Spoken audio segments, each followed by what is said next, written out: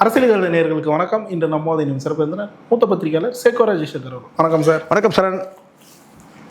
Sir, சமீபத்தில் நாம் தமிழர் கட்சியில் இருந்து முக்கிய நிர்வாகிகள் வெளியே போயிருந்தாங்க. அதை பற்றி நம்ம முந்தைய காணொலியெல்லாம் பேசியிருந்தோம். இப்போது நாம் தமிழர் கட்சியோட நிர்வாகிகளை தலைமையே வெளியே ஏற்றுறாங்க. காரணம் குறிப்பிடாமல் கட்சிக்கு ஒழுங்கு நடவடிக்கைக்கு எதிராக செயல்பட்டார் அப்படின்னு சொல்லிட்டு வெளியேற்றுறாங்க.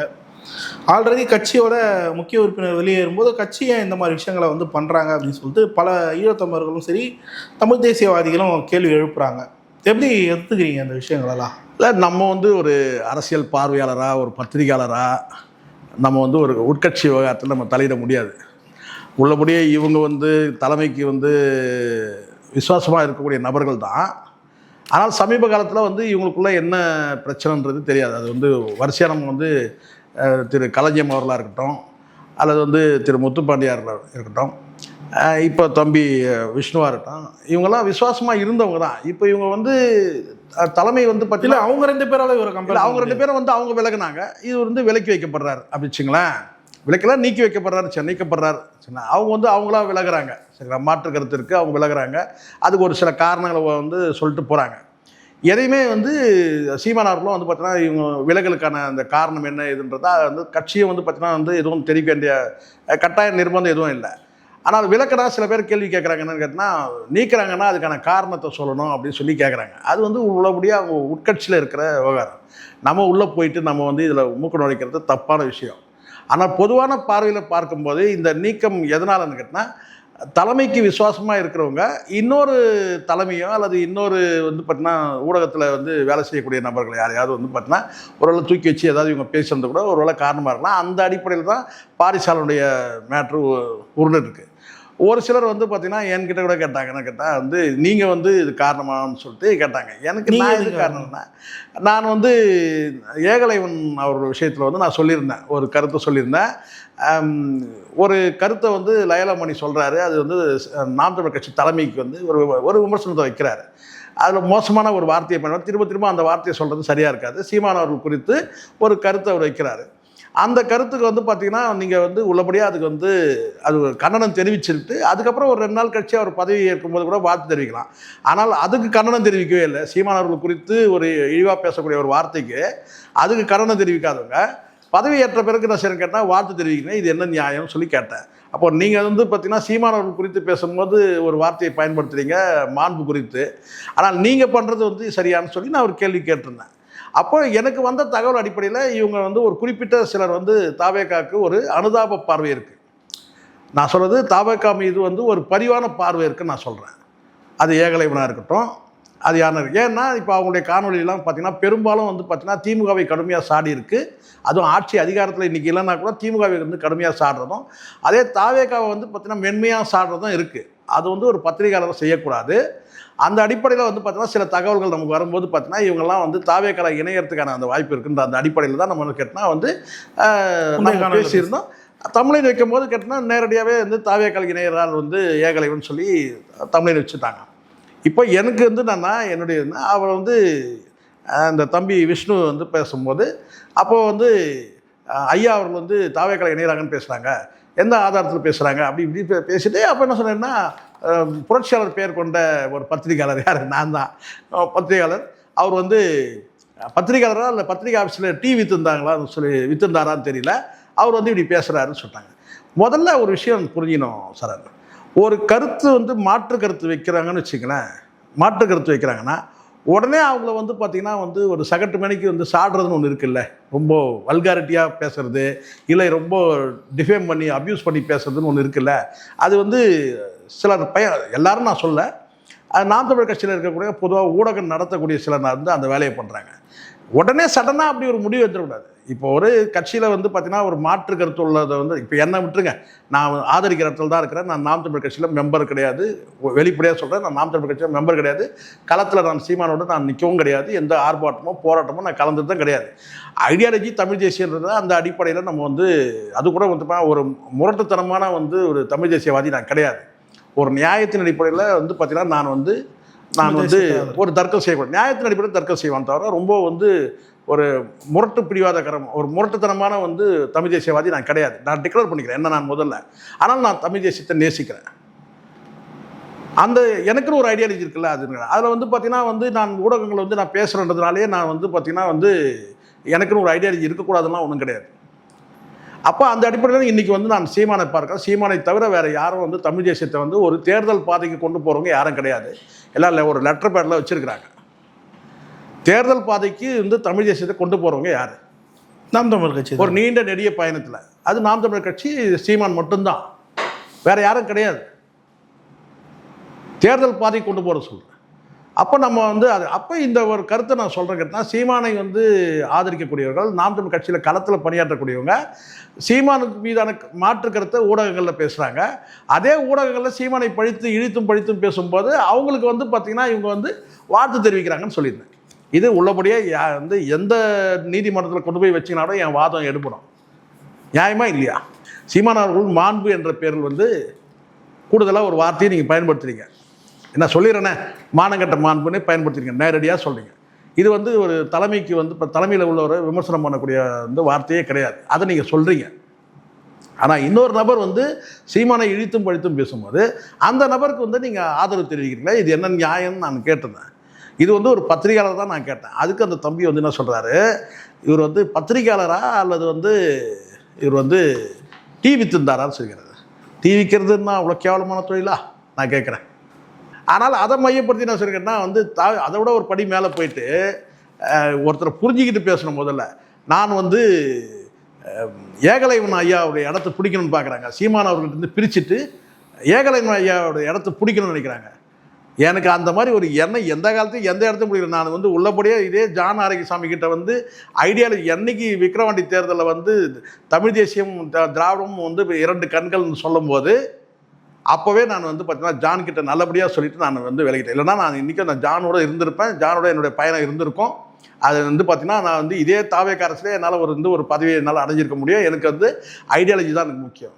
31 நீங்கள் ஆட்சி பிடிப்பீங்கன்னு எனக்கு தெரியும், 26 மிஸ் ஆனாலும். ஆனால் அப்போ மிஞ்சி நீங்கள் என்ன எனக்கு ஒரு நிதியமைச்சர் பதவியை கொடுப்பீங்களா? முதலமைச்சர் கொடுக்க முடியாது. எனக்கு அப்போ இப்போவே சொல்லிடுறேன், எனக்கு வேண்டான்னு சொல்லிட்டேன். அப்போயே நான் விலகிட்டேன். எனக்கு எந்த பதவியிலையும் எனக்கு அந்த இது கிடையாது. இந்த ஊடகத்தில் எனக்கு ஒரு கம்ஃபர்டபுள் இருக்கணுன்றதுக்காக தான் நான் எந்த அரசியல் கட்சியில் நான் மெம்பர் ஆகலை. ஏன்னா எனக்கு ஒரு சுதந்திரம் வேணும். நான் 360 டிகிரியில் வந்து பார்த்தீங்கன்னா யார் தப்புனாலும் தப்புன்னு சொல்லக்கூடிய இடத்துல நான் இருக்கணும்னு நான் ஆசைப்பட்றேன். அப்போ எனக்கு கம்ஃபர்டபுள் கிடையாது. அதனால் நான் எந்த அரசியல் கட்சியில் நான் மெம்பர் கிடையாது. ஏன் நான் மெயின் ஸ்ட்ரீம் மீடியாவில் போய் உட்கார்னேன்? மெயின் ஸ்ட்ரீம் மீடியா அத்தனையுமே வந்து பார்த்தீங்கன்னா ஒரு கட்சியை சார்ந்து இருக்கிறான். ஏன் இந்த மக்கள் மன்றத்துக்கு இந்த கூட்டால் நான் போகிறதில்ல? எல்லாரும் வந்து வந்து பார்த்தீங்கன்னா ஒரு ஸ்ட்ராட்டஜி எடுத்து வச்சு உட்காந்துட்டு இருக்கிறான். ஒரு கட்சிக்கு சார்பாக இருக்கிறான். அங்கே போய் எதுக்கு நம்ம வந்து தொண்டைக்கிழியே கத்திக்கிட்டு இருக்கணும்? அதுக்கு நம்ம ஒரு சர்வ சுதந்திரமாக நம்ம பேசிட்டு போகலாமே ஒரு யூடியூப்பில். அதனால் நான் அதை அவாய்ட் பண்ணேன். எந்த இடத்துல எனக்கு வாய்ப்பு வந்து ஏன் எனக்கு வாய்ப்பு கிடைக்கும் போது கூட நான் சீமான் அவர்களை சந்திக்கணும்னு நான் நினச்சேன்னா நான் வந்து ஒரு விண்ணப்பம் கொடுத்து நான் வந்து அதுக்கான வந்து சில பேர் வந்து தொடர்பில் இருக்கும்போது கூட பார்த்தீங்கன்னா ஒரு பொது மேடையில் பொது இடத்துல இன்றைக்காவது ஒரு இடத்துல சந்திக்கக்கூடிய சூழல் வரும். அன்றைக்கி சந்திச்சுட்டா போச்சு. தனிப்பட்ட முறை சந்தித்தாலும் வந்து பார்த்தா சீமான்கிட்ட காசு வாங்கிட்டு பேசலான்னு வாங்க. அதனால் அந்த சந்திப்பை கூட நான் வந்து பார்த்தீங்கன்னா வந்து அது அமையலை. இப்போ சீமான் அவர்களை சந்திக்கணும்னு சொன்னால் அவர் எங்கே ஒரு கூட்டம் போகிறாரோ அந்த இடத்துல போயிட்டு என்னால் சந்திக்க முடியாதா? அது அனுமதி வாங்க முடியாது. எனக்கு அதுக்காக வந்து பார்த்தீங்கன்னா ஒரு சூழல் அமையல. நானும் அதை வந்து பார்த்தீங்கன்னா வந்து ஒரு வாலண்டியராக வந்து அதை ஏற்படுத்திக்க விரும்பலை. காரணம் சந்தித்தாலும் நீங்கள் எல்லாம் என்ன சந்திக்காத போதே காசு வாங்கிட்டு பேசுகிறேன்றீங்க இல்லையா? அது நமக்கு வழக்கமாக ராசியாக தான் இருக்குது. திமுக திடீர்னு வந்து ஏதாவது ஒரு விஷயத்தில் ஆதரிச்சோம்னா வந்து 200 ரூபா ஊப்பி, சீமானுக்கு ஆதரவு பார்த்தோம்னா சீமான்கிட்ட காசு வாங்கிட்டு பேசுகிற, விஜய்க்கு ஆதரவு கேட்டால் விஜய்கிட்ட வந்து பார்த்தீங்கன்னா பொட்டி வாங்கிட்டு பேசுகிறேன். இப்படி தான் நமக்கு பேர் வந்து எனக்கு வந்து பார்த்தீங்கன்னா நான் வந்து இன்றைக்கி வரைக்கும் நான் சுத்தமாக இருக்கிறேன், க்ளீனாக இருக்கிறேன். எனக்கு நானே சர்டிஃபிகேட், அவ்வளோதான். யாரை கொடுக்கணும் அவசியம் இல்லை. 360 டிகிரியில் நான் எல்லாரையும் நான் வந்து பார்த்தீங்கன்னா யார் தப்புனாலும் தப்புன்னு சொன்னோம், சரினா சரின்னு பாருங்க. எனக்கு தெரிஞ்ச வரைக்கும் நான் சொல்கிறேன், நீங்கள் தமிழ் தேசியில் சீமானை தவிர்த்துட்டு சீமான் இல்லாத போது தான் நீங்கள் உணர்வீங்க. இப்போ உணர மாட்டீங்க யாருமே.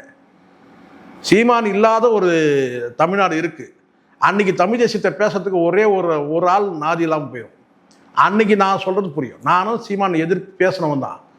மாற்று கருத்து இருக்கும்போது நான் சொல்லியிருக்கிறேன். அது சீமான் அவர்களுக்கே தெரியும். சீமான் அவர்கள் கூட வந்து பார்த்தீங்கன்னா ஜான் ஆரோக்கியசாமிகிட்ட பேசியிருக்கிறார். ஏன் சேகோரா வந்து என்னை வந்து வச்சு நீங்கள் என்னை அட்டாக் பண்ணுறீங்கன்னு கூட ஜான் கிட்ட பேசினா கூட பார்த்தீங்கன்னா ஜான் என்கிட்ட சொல்லியிருக்கிறார். இதே ஜான் ஆரோக்கியசாமி. ஸோ மாற்று கருத்துனா நான் வந்து வெளிப்படையாக நான் பேசுவேன். இப்போ நம்ம உணர்றோம் சீமான் தான் இன்றைக்கி ஒரே இருக்கு, வேறு யாரும் அடுத்தது கிடையாது. யாராவது தமிழ் தேசியத்தை வச்சு தேர்தல் பாதையில் யாராவது இருக்கிறாங்களா? ஒரு கட்சி நீங்கள் சொல்லுங்கள், கிடையாது. அப்போ நீங்கள் என்ன கேட்டால் இருக்கிற ஒரு ஆயுதத்தையும் நீங்கள் என்ன செய்யணும்னு கேட்டிங்கன்னா நீங்கள் வந்து கூர்முனையை உடைக்க பார்க்குறீங்க, வழங்க வைக்க பார்க்குறீங்க. அதனால தான் இப்படியான கருத்தை எடுத்து விடுறது என்னன்னு கேட்டால், அவர் கல்யாண வீட்டுக்கு போனார், ஏழை வீட்டுக்கு போனார், இங்கே போனார், அங்கே போனார் அப்படின்னு சொல்லி வந்து பார்த்தீங்கன்னா வந்து அந்த கூர்மையை வழங்கடிக்கிற வேலை இது. அவரால் முடிஞ்ச வரைக்கும் நான் சரி கேட்டேன்னா மாற்றுக்கிறது கேட்டால் வெளியே போகணும். இப்போ நான் கேட்குறேன், என்னுடைய புரிதல் என்னன்னு கேட்டிங்கன்னா, இதே பாரிசாலர் வந்து சீமானுக்கு வந்து மாற்றுக்கருத்துள்ளவர் பல வந்து செய்தி காணொளிகள் வெளியிட்டிருக்கிறாங்க சீமானுக்கு எதிரான கருத்துக்களை. அதுவும் குறிப்பாக அந்த இன்னொரு தம்பி இருக்கிறாருல, வருண் ஒரு தம்பி இருக்காங்க, 2 பேரும் பேசி வச்சுட்டே வந்து பார்த்தீங்கன்னா பலமுறை வந்து கலாச்சி வந்து பார்த்தீங்கன்னா அவங்க வந்து செய்திகள் வெளியிட்டுருக்கிறாங்க. அப்போ அந்த நபர் வந்து வேற யாரோ ஒருத்தர் டிபேட் போறாருன்னு சொல்லிட்டு, சங்கி கிட்ட டிபேட் போறாரு சொல்லிட்டு நான் இப்போ வந்து பாரிசாலனை தூக்கி பிடிக்கிறேன்னு சொன்னால் அப்போ நீங்கள் வந்து கட்சி நிர்வாகியாக இருக்க முடியாதுல்ல. கட்சி நிர்வாகத்துக்கு எதிராக பேசின நபர் இல்லை அவர் எங்கே போனால் என்ன சார் உங்களுக்கு? இல்லை அந்த விஷயத்தில் சார் இப்போ நாம் தமிழர் கட்சியோட ஒரு விஷயம் தானே அது. ஏன்னா இப்போ முருகரை வந்து தமிழ் கடவுள் பாருங்க, நல்லா நீங்கள் பாருங்க, நீங்கள் ஐடியாலஜி நீங்கள் பேசுறீங்க. நாம் தமிழர் கட்சியோட ஐடியாலஜியில் நீங்கள் வந்து நீங்கள் தலைமையை ஏற்றுக்கிட்டீங்க. நாம் தமிழர் கட்சியில் நீங்கள் ஒரு நிர்வாகியாகவும் நீங்கள் இருக்கிறீங்க. சீமான் தலைமையில் நீங்கள் இயங்குறீங்க. சீமான் தலைமையை வந்து பார்த்தீங்கன்னா விமர்சிக்கிற, உங்கள் கட்சியோட தலைமையை விமர்சிக்கிற ஒரு நபர் அவர் எங்கேயோ டிபேட்டுக்கு போகிறாரு, யார்கிட்டயோ போகிறாரு. அவரை நீங்கள் தூக்கி வச்சு நீங்கள் பேசும்போது பார்த்தீங்கன்னா இங்கே இந்த ஒரு விஷயத்தை நீங்கள் மறந்துடுறீங்களே. இங்கே ஏற்கனவே உங்களுடைய கட்சியையும் கட்சி தலைமையும் வந்து பார்த்தீங்கன்னா விமர்சிக்கிற ஒரு நபர் அவர் வந்து நான் ஐடியாலஜி படி நான் ஆதரிக்கிறேன்னு சொல்றது பார்த்தீங்கன்னா உங்களுடைய ஐடியாலஜி, நாம் தமிழ் கட்சியோட ஐடியாலஜியை நீங்கள் விமர்சிக்கிறது தானே பொருள். சரி, இல்லை இதில் எனக்கு ஒரு சின்ன சந்தேகம். சொல்லுங்க, சந்தேகத்தை நான் தீர்க்கிறது தானே. ஆனால் இப்போ நான் சொல்கிறேன், உள்கட்சி விவகாரத்தில் நான் தலையிடலை. சீமானுடைய தனிப்பட்ட நடவடிக்கை நான் அதை விமர்சிக்கிறதுக்கு எனக்கு தகுதி கிடையாது. இல்லை இப்போ சீமான் அவர்களும் அந்த விஷயங்கள்லாம் பண்றாருல்ல. நயினார் நாகேந்திரன் அவர்கள் மாமான்றாரு, அந்த மாதிரி இந்த பாருங்க, நான் ஒன்று புரிஞ்சுங்க. நான் மீண்டும் நான் சொல்கிறேன் சார், இதை சொன்னால் நீங்கள் வந்து சொன்ன சில கட்சியில் இருக்கிற முக்கியமான ஒரு சில நிர்வாகிகளாக இருக்கிறாங்கல்ல, அவங்களாம் எனக்கு வந்து அங்கே இங்கே சுற்றி வந்து பார்த்திங்கன்னா வந்து எனக்கு சொந்தக்காரன் ஆகிறான் அப்படிங்களா சொல்லுது. ஆனால் நான் வந்து பார்த்திங்கன்னா வந்து ஒரு நிகழ்ச்சியில் போகிறேன்னு சொன்னால், ஒரு குடும்ப நிகழ்ச்சியில் நான் மீட் பண்ணுறேன்னு வச்சிங்களேன், என்ன சித்தப்பா எப்படி இருப்பேன் சித்தப்பா அப்படின்னு சொல்லி நான் ஜென்ரலாக கேட்குறது தான் இப்படியே சொல்லுது. ஆனாலும் வந்து பார்த்திங்கன்னா வந்து ஒரு ஊடகத்தில் வந்து பேசும்போது பார்த்திங்கன்னா அந்த கட்சியை நான் சார், ஆனால் ஒரு நாள் கூட எனக்கு ஃபோன் பண்ணி ஏன்டா எங்கள் கட்சியை வந்து இப்படி பேசணும்னு சொல்லி என்கிட்ட கேட்டது கிடையாது. இது திமுகலே இருக்கிறாங்க, எங்களது சொந்தங்கள் இருக்கிறாங்க, வந்து பார்த்தீங்கன்னா அதிமுகவில் இருக்கிறாங்க, எங்கேயுமே வந்து இது வரைக்கும் என்னை வந்து கேட்டதே கிடையாது. நான் இதே ஒரு நிகழ்ச்சிக்கு போகிறேன்னு சொன்னால், நான் வந்து தனிப்பட்ட நிகழ்ச்சிக்கு ஒரு கல்யாணத்தில் போகிறேன்னு சொன்னால் நான் ஜாலியாக சிரித்து பேசி தான் இருப்போம். அப்போ வந்து வந்துட்டாருப்பா பத்திரிகையாளர் அப்படின்னு சொல்லி பேசுவாங்க, நக்கல் அடிப்பாங்க, அது வேறு. அது மாதிரி ஒரு பொது நிகழ்ச்சிக்கு போகிறாங்கன்னா அங்கே வந்து உறவு முறை சொல்லி வந்து அழைக்கிறதுனால ஒன்றும் தப்பு கிடையாது. அதனால் வந்து எங்கே வந்து பார்த்தீங்கன்னா நாம் தமிழர் கட்சி கொள்கையை விட்டு அவர் வேலைக்கு போயிட்டார், இல்லை கூட்டணி எது டிக்ளேர் பண்ணுறாரு, அவர் கருத்தை நயினார் நாகேந்திரன் அவர் கருத்தை அவர் சொல்கிறாரு. இது வந்து சரத்குமார் இருக்கிறாரு, வந்து இங்கே வந்து சீமான் இருக்காரு, நாங்களாம் இது ஒரு 2 மாதத்துக்கு முன்னாடி இந்த உட்கார்ந்து தான் நிலைமை மாறிக்கிறது அவர் கருத்தை அவர் சொல்கிறாரு. இதில் சீமான் எங்கே சார் வந்து பார்த்தீங்கன்னா வந்து டிக்ளேர் பண்ணார், நான் வந்து பிஜேபியோட அலையன்ஸுக்கு போகிறேன், திமுகவோட அலையன்ஸ் போகிறேன்னு ஒரு வார்த்தை சொல்லிட்டோம் சார். அப்போ நீங்கள் பண்ணுங்கள், அப்போ நீங்கள் சொல்லுங்கள். நேற்று வரைக்கும் வந்து திமுக வந்து ஆனாலும் இப்போ நான் சொல்கிறேன், நான் இந்த இடத்துல இது என்னுடைய எண்ணம், என்னுடைய பார்வை. இங்கே நீங்கள் தேர்தல் அரசியலில் நீங்கள் இருக்கிறீங்கன்னா இங்கே சூழ்ச்சி அரசியலை புரிஞ்சுக்கணும். இன்னொன்று வந்து பார்த்தீங்கன்னா வந்து தேர்தல் வியூகம் வேணும். இது இல்லாமல் நம்ம வந்து பார்த்தீங்கன்னா வந்து ஆட்சி அதிகாரத்துக்கு நகர முடியாது. இது பொதுவான கருத்து. ஒன்று சூழ்ச்சி அரசியல் புரிஞ்சுக்கணும், இன்னொன்று வந்து பார்த்தீங்கன்னா வந்து தேர்தல் வியூகம்னு ஒன்று இருக்கணும், ராஜ வியூகம். அது ரெண்டும் இருந்தால்தான் நம்ம வந்து தேர்தல் அரசியல் நம்ம ஜெயிக்க முடியும். ஸோ அதனால் வந்து பார்த்தீங்கன்னா சீமான் அவர்கள் கூட்டணிக்கு போகிறாரு போகலை அதை நான் சொல்ல முடியாது. ஆனால் சீமான் அவர்கள் வந்து ஒரு முடிவு எடுக்கிறாருன்னா அந்த முடிவுக்கு வந்து பார்த்தீங்கன்னா நீங்கள் கட்டு போகிறீங்களா இல்லையானா அது உங்கள் சுதந்திரம், அதை நானும் தலையிட முடியாது. குறிப்பாக இப்போ இதில் எனக்கு சந்தேகம்னா சார், இப்போ ஆல்ரெடி நிர்வாகிகள் வெளியே போயிட்டு இருக்கும்போது இந்த மாதிரி விஷயங்களை ஏன் பண்ணணுன்ற ஒரு கேள்வி இருக்குல்ல. இல்லை, எனக்கு வந்து இது பாருங்க சார், சீமானுடைய கட்சி விஷயத்தில், நாம் தமிழ் கட்சி விஷயத்தில் நான் வந்து அவர் இப்படி செயல்படும் அப்படி சொன்னால் அட்வைஸ்லாம் நான் பண்ண முடியாது, அதுக்கு எனக்கு தகுதியும் கிடையாது. ஏன்னா முட்டையிற கோழி தான் வழி தெரியும். சரி, நான் சொல்கிறேன். சில பேர் வந்து சொல்கிறாங்க வந்து கேட்டால் இவர் வந்து மிஸ்கைட் பண்ணுறாரு, அவர் மிஸ்கைட் பண்ணுறாரு, சீமானர் வந்து இவர் மிஸ்கைட் பண்ணுறாரு, அவர் மிஸ்கைட் பண்ணுறாரு. நான் என்ன சொன்னேன், சீமான பச்சை குழந்தையா நான் கேட்குறேன். சொல்கிறாங்களே மிஸ்கைட் பண்ணுற கட்சியில் லாபிகள் இருக்குன்னு சொல்லிட்டு சொல்கிறாங்க சார். அது எல்லா கட்சியிலும் இருக்கும் சார். இப்போ நான் கேட்குறேன் வந்து பார்த்தீங்கன்னா வந்து ஸ்டாலின் தோற்று போயிட்டார், எப்படி தோற்றாரு? மருமகனே வந்து வியூகம் அமைப்பார் சார், மருமகனே வியூகம் அமைப்பாளருங்க. விஸ்வாசி நெஞ்சு அப்படியே கட்டி பிடிச்சிக்கிட்டவர் சேகர் பாபு எப்படி தோத்தாரு? எல்லா இடத்துலையும் சில லாபிக்கள் இருப்பாங்க தான், புரியுது சொல்றது. அந்த இடத்துல வந்து சீமான் ஏதோ வந்து ஒரு பச்சை குழந்தை மாதிரி அவரை வந்து மிஸ்கைட் பண்ணுறாங்க, மிஸ்கைட் அப்படி கிடையாது. இங்கே கட்சி நடத்தும் போது ஏகப்பட்ட நெருக்கடிகள் இருக்கும், நீங்கள் சும்மாலாம் நினச்சிடாதீங்க. நீங்கள் அதுவும் குறிப்பாக வந்து பார்த்தீங்கன்னா அவர் மீது எவ்வளோ வழக்குகள் இருக்குது, கடந்த காலத்தில் எப்படி நெருக்கடி கொடுத்தாங்க, ஒரு பொம்பளை வச்சுட்டு வந்து பார்த்தீங்கன்னா ஒரு 10 வருஷத்துக்கு மேலே வந்து ஆட்டி படித்தாங்க, இது எல்லாத்தையும் வந்து பார்த்தீங்கன்னா கடந்து வந்துருக்கிறாருல. அதனால் அவர் நீங்கள் எடுத்ததுமே நீங்கள் ஒரு சந்தேக பார்வை நீங்கள் தலைமை மீது வச்சுட்டிங்கன்னா அது வந்து விளங்காது. அப்படி நீங்கள் சந்தேக பார்வை நீங்கள் தலைமை மீது வைக்கிறீங்கன்னு சொன்னால் எப்படி வைக்கணும்னா நேரடியாக போய் சொல்லுங்கள். இங்கே ஊடகம் நடத்துகிற அத்தனை பேர் என்ன நினச்சிக்கிறான் தெரியுமா, அவனை பெரிய ஸ்ட்ராட்டஜிஸ்ட் நினச்சிக்கிறான். இது ஊடகம் நடத்துகிற அத்தனை பேருக்கு அந்த போக்கு இருக்குது.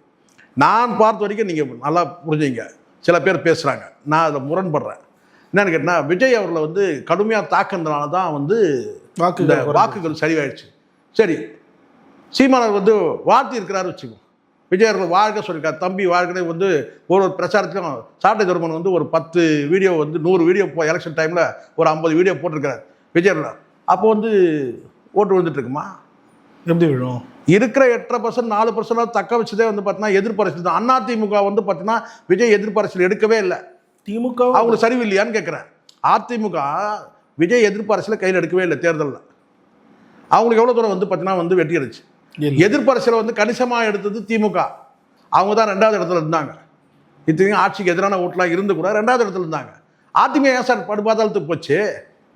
காரணம் கேட்டால் எதிர்ப்பரசியல் எடுக்கல. இன்னும் ஒரு படி மேலே போயிட்டு அந்த கட்சியினர்களை வந்து எப்படி கொத்தா தூக்க முடியுது தாவேக்கால? காரணம் அங்கே பலவீனமாச்சு. இங்கே எதிர்ப்பரசியல் சீமான் வலிமையாக வச்சார். அதனால தான் அந்த 8% அதுக்கு அந்த 4% சரிவு கிடையாது சார், 1.5% வந்த கட்சி சார் இது.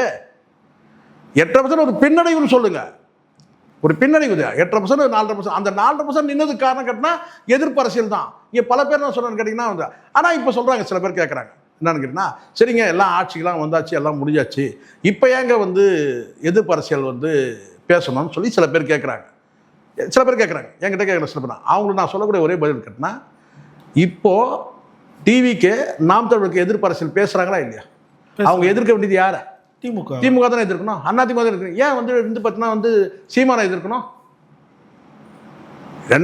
நீங்கள் விஜய் விட்டுருங்க, ஆதவர்ஜினா விட்டுருங்க, அடுத்து பேசக்கூடிய பலரும் பேசக்கூடிய எல்லாருமே வந்து கேட்டால் சீமானுக்கு எதிராக தான் பேசுகிறாங்க, நாம் தமிழ் கட்சிக்கு எதிராக பேசுகிறாங்க. அடுத்த நிர்வாகி நான் சொல்கிறது அமைச்சர்கள், இந்த ஒருத்தர் கொஞ்ச நாள் முன்னாடி ஒருத்தர் கேட்டார்ல, சீமானா யாருன்னா விஜய் பாலாஜி, இந்த மாதிரி நபர்கள், விஜய் தவிர்த்து ஆதவர்ஜினா தவிர்த்து மற்ற வந்து ராஜ்மோகன் இந்த தவிர்த்துட்டு மீதி இருக்கிற நபர்கள் அத்தனை பேருமே வந்து, ஏன்னா அவங்களுக்கு கை வச்சாங்கன்னா அவங்களுக்கு டைரெக்டாக புண்ணாகுன்னு தெரியும். அப்போ என்ன செய்யறேன்னு கேட்டால், இப்போ வந்து ஏன் இங்கே ஊடகத்தில் வந்து பேசக்கூடிய பல நபர்கள் சொல்கிறேன் நான், தாவேக்கத்தில் வந்து பேசுகிறோம் கேட்டால் வந்து டைரெக்டாக சாடுறதை பார்க்குறோம்ல.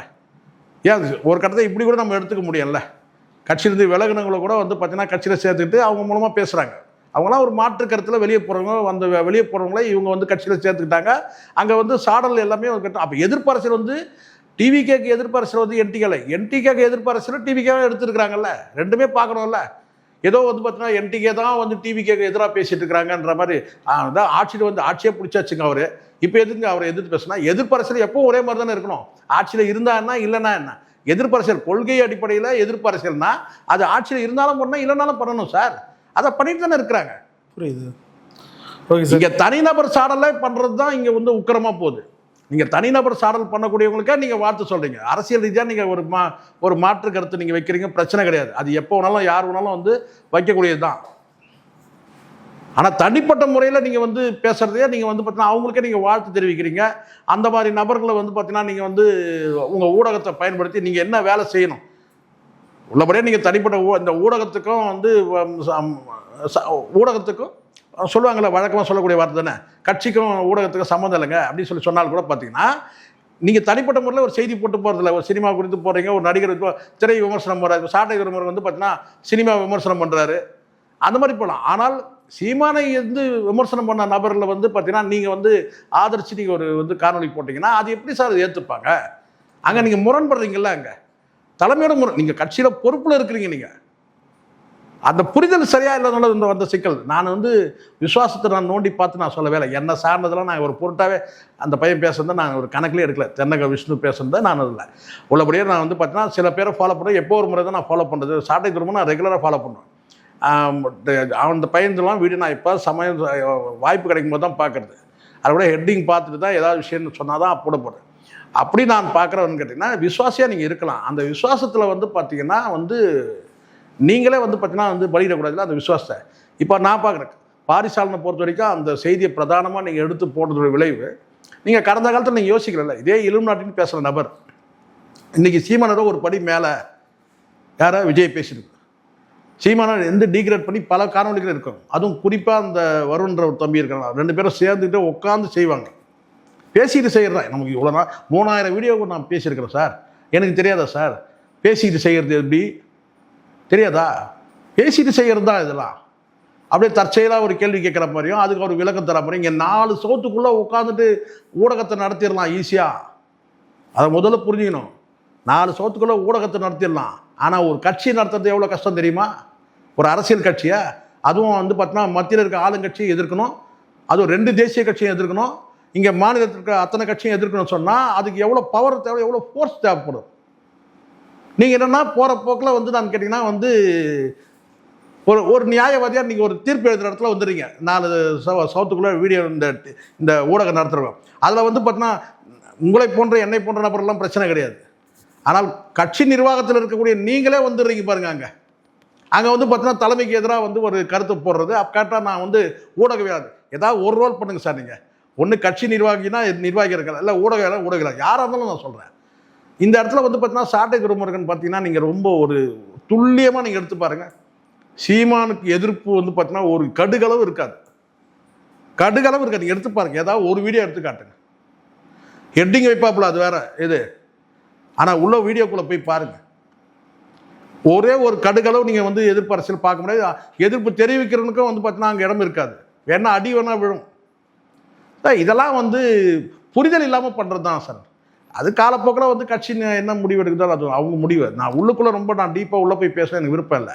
முதல்ல புரிஞ்சிங்க. முதல்ல கட்சி தலைமையை புரிஞ்சிங்க, கட்சியை புரிஞ்சிங்க, கட்சியோட நிலை இன்னைக்கு என்னன்றதை பாருங்கள். ஒரு சரிவிலேருந்து மேலே இப்போ நீங்கள் ஒரு பின்னடைவு ஏற்படும் போது அப்போ நீங்கள் வலிமையாக இருங்க சார். முன்னாடி வலிமை ஆகணும் சார். நீங்கள் கட்சி சரிவை நோக்கி இருக்கு, ஒரு பின்னடைவு இருக்குன்னு வச்சுங்களேன். அந்த இடத்துல நீங்கள் என்ன செய்யணும் கேட்டால் வந்து தலைமைக்கு இன்னும் ஸ்ட்ராங்காக இருக்கணும். உறுதியாக இல்லை தோக்கும் போது தான் நீங்கள் உறுதியாக பக்கத்தில் நிற்கணும். நீங்கள் தோக்கும் போது நீங்கள் என்ன செய்றீங்கன்னு கேட்டால் வந்து அப்போ தான் நீங்களும் சேர்ந்து இதெல்லாம் நடந்துச்சு, இது நடந்துச்சு, எது நடந்துச்சு, அது அப்படி பண்ணிட்டாரு, இது இப்படி பண்ணிட்டாருன்னு சொல்லிட்டு நீங்களும் சேர்ந்தீங்கன்னா ஒரு இறுதியாக ஒரே ஒரு கேள்வி தான் சார். இப்போது தென்ன விஷ்ணு அவர்கள் வெளியேற்றப்பட்டதுக்கு முக்கிய காரணம்னு சொல்லும்போது அந்த பாரிசாலன் அவர்களுக்கு வாழ்த்து தெரிவித்தது. பாரிசாலன் அவர்கள் திருப்பி தனக்கு பிறந்தநாள் வாழ்த்து தெரிவித்தவங்களுக்கு நன்றி தெரிவிக்கிறார். அப்போது குறிப்பிட்டு தென்னக விஷ்ணு அவர்களை மென்ஷன் பண்ணுறாரு. எரியிற கீழே எண்ணெய் ஊற்றுற மாதிரி இருக்குது. எப்படி எடுத்துக்கிறது இது சுருக்கமாக அவங்க? இதெல்லாம் வந்து முதல்ல இந்த பிறந்தநாள் வாழ்த்து எனக்கெல்லாம் எவனுமே பிறந்தநாள் வாழ்த்து சொல்ல மாட்டான். முதல்ல இருக்கா நான் ஜூன் 1ஆம் தேதி பிறந்தேன். யாராவது எனக்கு பிறந்தநாள் வாழ்த்து சொல்லுவாங்கன்னு எனக்கு இந்த பிறந்தநாள் வாழ்த்து இதிலே எனக்கு நம்பிக்கையே கிடையாது. முதல்ல இது வாழ்த்து சொன்னாலும் வாழ்த்து சொல்லனாலும் என் டேட்டு என்றைக்குன்றது ஃபிக்ஸ் ஆகிடுச்சு. சரிங்களா? அன்றைக்கி டேக் ஆஃப் ஆக போகிறேன். இவங்க வாழ்த்து சொல்கிறதுனாலாம் எனக்கு ஒரு ஆயுசு கூடலாம் போகிறது கிடையாது. கரெக்டாக? முதல்ல இந்த வாழ்த்துல இந்த வாழ்த்தில் ஒரு அரசியல்லாம் இருக்குது சார். இந்த வாழ்த்து சொல்கிறதுலே அரசியல் இருக்குது. சரி, நீங்கள் வாழ்த்து சொல்கிறீங்களா? நீங்கள் வந்து பார்த்தீங்கன்னா சீமானுக்கு பிறந்தநாள் வருதே இல்லையா? எங்கள் பாரிசாலனை ஒரு வாழ்த்து சொல்லுங்க பார்க்கலாம். நான் கேட்குறேன், ஒரு வார்த்தை சொல்லு. சீமானுக்கு பிறந்தநாள் வருது இல்லை, அண்ணன் சீமான் அவர்களுக்கு வந்து பிறந்தநாள் வாழ்த்துக்கள் சொல்ல பார்க்கலாம். இந்த இறந்த நாள், இந்த 7ஆம் நாள் நடப்பு, இந்த காரியம், இந்த கர்மாதி, இதெல்லாம் எனக்கு சுத்தமாக நம்பிக்கையே கிடையாது. சொல்கிறேன், நம்ம வந்து பார்த்தீங்கன்னா வந்து ஏதோ விதிவசத்தால் பிறந்தோமா, அதை எப்படி வந்து பார்த்தீங்கன்னா நம்ம வந்து மதியின் படி நம்ம வந்து எப்படி ஒழுக்கமாக வாழணும், எப்படி நேர்மையாக வாழணும், எப்படி உண்மையாக வாழணும், எப்படி விசுவாசமாக வாழணும், எப்படி சத்தியத்தை நேர்மையை வந்து பின்பற்றி வாழணும். இதுதான் நமக்கு வந்து பெரிய வந்து சவாலாக இருக்குது. இங்கே கெட்டனா வாழத்தோட வந்து பார்த்திங்கன்னா வந்து நல்லவனா வாழத்தான் ரொம்ப கஷ்டமான விஷயமா இருக்குது. உள்ளபடி உண்மை தானே இது? கெட்டவனா ஈஸியாக வாழ்ந்துட்டு போயிடலாம். இங்கே நல்லவனா வாழ்றது மிகப்பெரிய சவாலாக இருக்குது.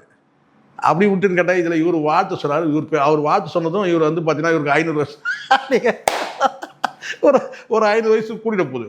அவன் வந்து ஏதோ வந்து பார்த்தீங்கன்னா அவன் ஏதோ ஒரு பழப்பு நடத்தினருக்கான் வந்து ஒரு தமிழ் தேசியன்ற பேரில் வச்சு அது ஓட வச்சு அவனால் என்ன ஆக போகுதுன்னா களத்தில் இறங்கி பண்ணணும். இல்லை வந்து பார்த்தீங்கன்னா நீங்கள் யாரையும் இங்கே இந்த இடத்துல இப்போ நான் சொல்கிறேன், பாரிசாலனை கூட நான் சொல்கிறேன், நீங்கள் வந்து ஒரு தமிழ் தேசியத்தை நீங்கள் வந்து உங்களுக்கு ஒரு பார்வை இருக்குது, நீங்கள் அது தாராளமாக செய்யுங்க. ஆனால் இன்னொருத்தரை வந்து நீங்கள் வந்து குறை சொல்லாதீங்க. இன்னொருத்தர் செய்யக்கூடிய அரசியலை இன்னொருத்தர் செய்யக்கூடியது வந்து விமர்சனம் பண்ணுறதுக்கு உங்களுக்கு ஊடகத்தில் உட்காந்துட்டாலே நீங்கள் வந்து பார்த்தீங்கன்னா வந்து குறை சொல்லாதீங்க, விமர்சனமாக வைங்க. இப்படி செஞ்சுருக்கலாம். அது இப்போ நான் சொல்கிறேனே, நான் கூட சொல்கிறேன், காரைக்குடியில் வந்து பிரச்சாரத்தின் போது வந்து அண்ணன் சீமான் வந்து அதை தவிர்த்து இருக்கணும்னு சொல்கிறேன். ட்ரோன் என்கிட்ட கேட்டாங்க. ஆமாம், அந்த வேட்பாளர் வந்து தாவக வேட்பாளர் கட்டி அணைச்சா தவிர்த்து இருக்கணும்னு சொல்கிறேன். அதில் எனக்கு எதுவும் யாரும் வந்து பார்த்தீங்கன்னா வந்து ஏன் நீங்கள் அப்படி சொல்றீங்க, சரின்னு தான் சொன்னாங்க. சீமானவர் மனசாட்சியும் சொல்லும், அது தம்பி சொல்கிறது சரிதான், நம்ம அதை தவிர்த்துருக்கணும். நீங்கள் தவிர்த்துருன்னு சொல்கிறது வேறு. ஆனால் நீங்கள் உட்காந்து நீங்கள் குறை சொல்கிறது வந்து பார்த்தீங்கன்னா பெரிய வந்து அப்பட்டக்கர் மாதிரி, நான் தான் பெரிய தலையிலேருந்து கால் வரைக்கும் வந்து சீமான் சொல்கிற மாதிரி, நான் தலையிலேருந்து கால் வரைக்கும் மூளை எனக்கு தான் இருக்குன்ற அந்த துணியில் பேசக்கூடாது.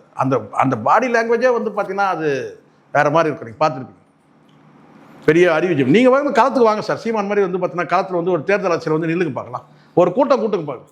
சீமான் சவால் விட்டு சொல்கிறேன், நீங்கள் தமிழ் தேசியம் பேசுகிற அத்தனை பேர் தான். சீமான் மாதிரி ஒரு கூட்டத்தை காட்ட சொல்லுங்கள். சீமான் மாதிரி சீமான் காட்டுற கூட்டத்தில் பாதி கூட்டத்தை காட்ட சொல்லுங்கள்.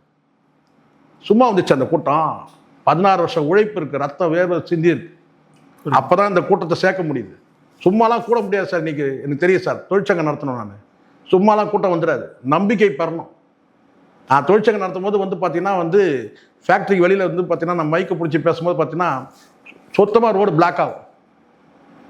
ஃபேக்ட்ரிக்குள்ளே வந்து பார்த்தீங்கன்னா பொருள் வந்து போகிறது நின்று பிரேக் ஆகும், லாரி நிறுத்துவாங்க, மக்கள் ஜனங்க நிறுத்துவாங்க, லாரியை பின்னாடி துரத்துவாங்க, ரிவர்ஸ் போடாங்க. ஸோ இதெல்லாம் ஒரு கூட்டத்தை கூட்டுறது சாதாரண விஷயம் கிடையாது. பின்னாடி மிகப்பெரிய வலி இருக்குது, மிகப்பெரிய தியாகம் இருக்குது, பின்னாடி மிகப்பெரிய அவமானம் இருக்குது.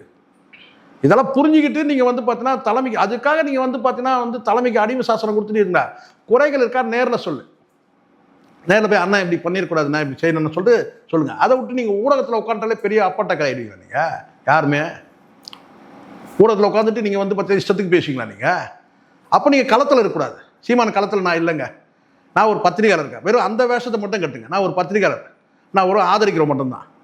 சீமான களத்தோடு சேர்ந்து பயணிக்கும் போது நீங்கள் குறை இருந்தால் நீங்கள் நேரில் தான் போய் சொல்லணும். புரியுது, அதான நியாயம். சார். பல்வேறு நேரத்துக்கு நன்றி. நன்றி.